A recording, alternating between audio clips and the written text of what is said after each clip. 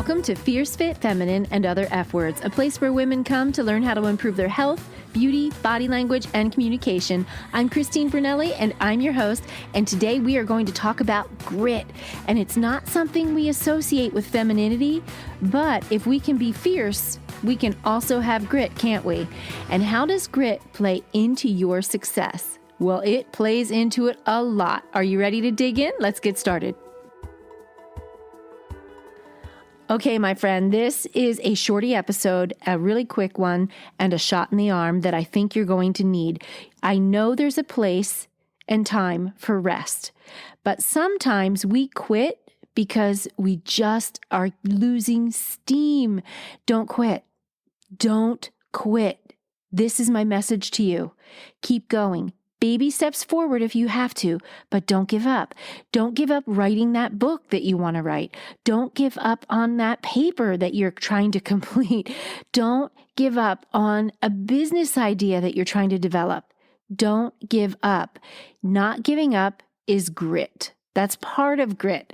And I want to talk about that really quickly because I think it's important for us to realize it is okay to get scrappy and have grit if you're a woman, and you can still be beautiful and feminine and all those things, and yet have grit. That's what's going to make you successful. Angela Duckworth has a famous TED Talk. She is a researcher from the University of Pennsylvania. She left a very high-paying management consulting job and left to be a teacher in the New York City school system. And while she was there, she realized that her top performers in her math class were not the highest IQ students. They were the students that were scrappy. They had grit and determination.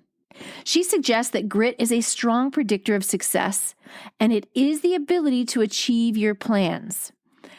Angela defines grit as a passion and perseverance to achieve long-term and meaningful goals. She is the person that coined living life like a marathon, not a sprint, is what grit is all about. You have to be in it for the long haul. If you're in it for the quick win, that's not grit. Grit is having this dream, this vision, and being able to take the hits as they come, but still pressing forward like a warrior. Someone who is beat up and tired, but she gets up and she does it again the next day. That is not to say that you are supposed to not take care of yourself. But if you keep your eye on the goal, on the dream, on the vision, on whatever it is, keep moving forward in baby steps, you will get there. You will. It's impossible not to. Because your eye is on the end.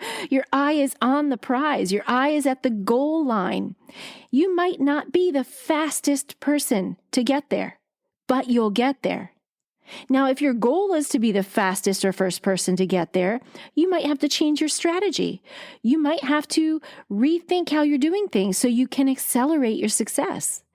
But if time isn't an issue, then you can just take it one day at a time, but please don't quit. I have had so many things thrown at me that would make a lot of people quit. A lot. When I built my beauty salon, I met with 6 contractors who told me no. I was writing a schematic of a floor plan that I wanted. These contractors said, impossible, can't do it. Sorry, no. Next. No, this isn't going to work. It doesn't fit with ADA requirements. Next. And so part of that is, on their end, they didn't want the job, or it was too much creativity on there. They wanted something easier. Whatever their reasons were, it didn't matter. I was getting the no's. The 7th person said, sure, I can do that for you. This is what we'll do. And he sat down and he worked with me.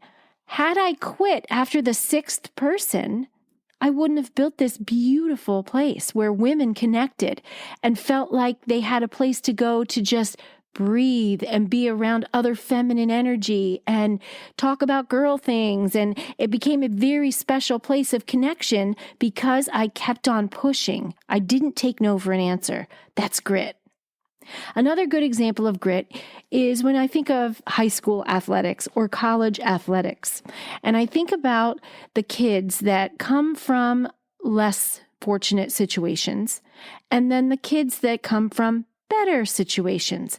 Think of it like Angela Duckworth's students. She has the high IQ students and then the students that get scrappy.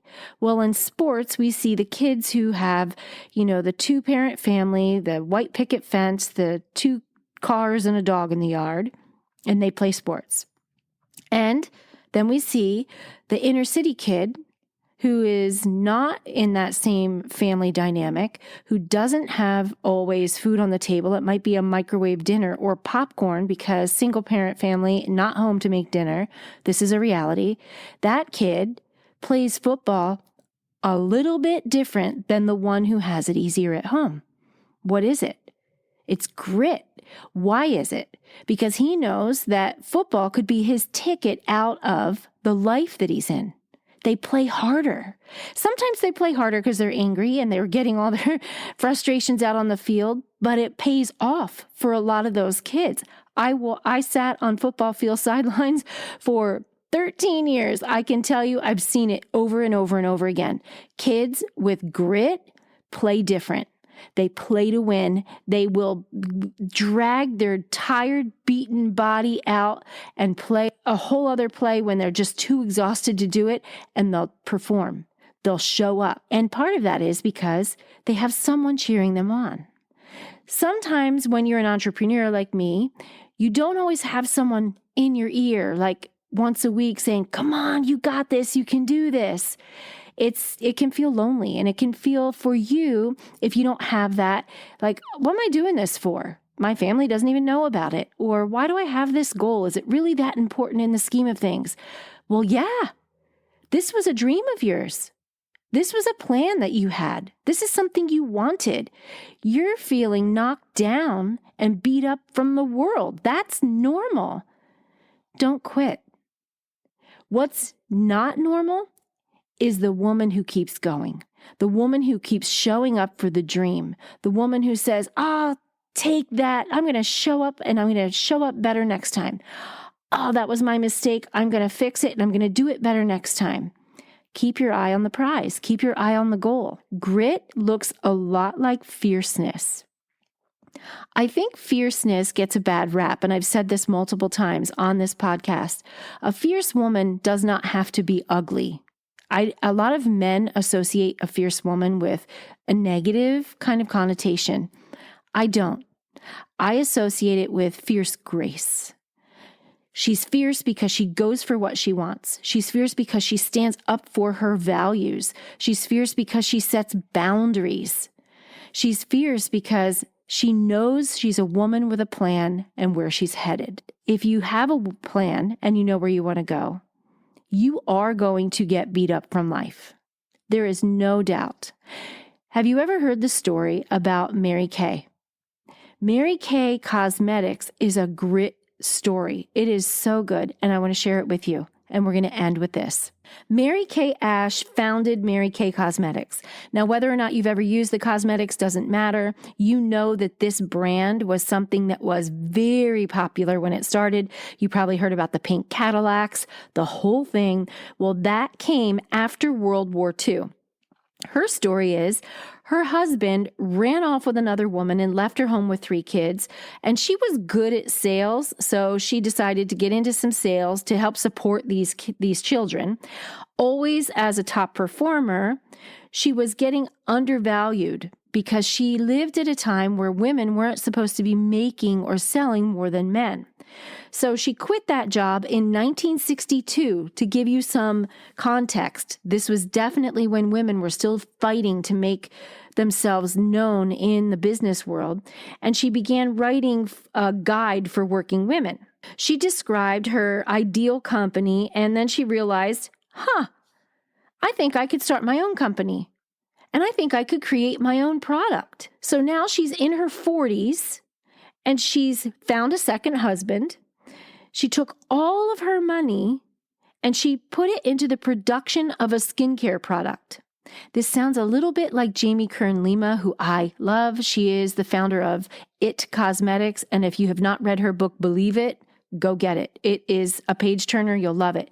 This is very similar, But this Jamie Kern Lima did it in a time where she didn't have to fight about being a female. Her issue was she had to fight because of her body. And she was shunned because she was not the ideal look that they wanted. Mary Kay was shunned just because she was a female. So she decides to open, back to the 1960s now, Mary Kay decides she's going to open this business selling her skincare cream. And so she ended up developing it. She rented a storefront. She recruited some women to sell it. And when she opened up her shop, guess what? Life happened. Her second husband spontaneously, out of the blue, died. So they told her not to do it, don't move forward. And a month later, she opened the store anyway. She's got these 3 kids to support.